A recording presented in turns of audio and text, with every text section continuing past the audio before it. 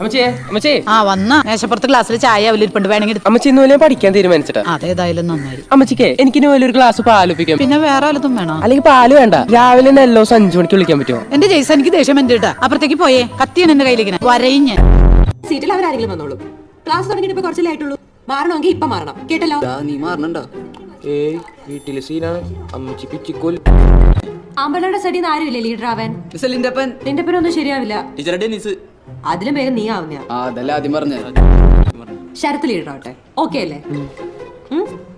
ഏതാണ് നിന്നെ പോലെ ഒരുത്തൻ.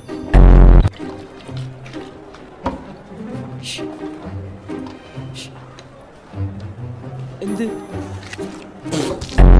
ആ ബുക്കും പിടിച്ചിരിക്കുന്ന സാധനം അത് മതി. എനിക്ക് ആരായാലും മതി. എന്നാ നീ പോയി മുട്ടിക്കോ. നീയേ അവന്റെ അടുത്ത് ചോദിക്കുക, അവനൊക്കെ അപ്പുറത്തോട്ട് തട്ട. കാർമലിന്ന് വന്നാണ്, ഒടുക്കത്തെ ഷോ ആണ്. ഞങ്ങൾക്ക് ഇഷ്ടമല്ല അവനാ. കട്ട മീൻസ് ഈ പെൻസിലിന്റെ മുന്നൊക്കെ ചെത്തണ. ഓ ഷാർപ്പ്നർ. ആ പറഞ്ഞ സാധനം എന്റെ കയ്യിലില്ല.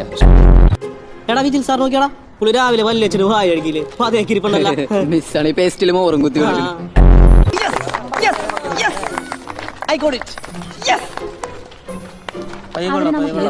അവൻ കാണിച്ചു വിട്ടണേ.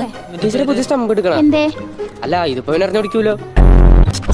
സസ്പെൻഷൻ പോരാ, തല്ലിപ്പൊളി വണ്ടിയാണ്. മാതാജി വിളിക്കായിരുന്നു. ആന്റണി ചേട്ടൻ ചേട്ടന്റെ കൂട്ടുകാരനാണ്. ഒന്നും മിണ്ടാടുന്ന ജയ്സാ ഭൂലോക തള്ളു.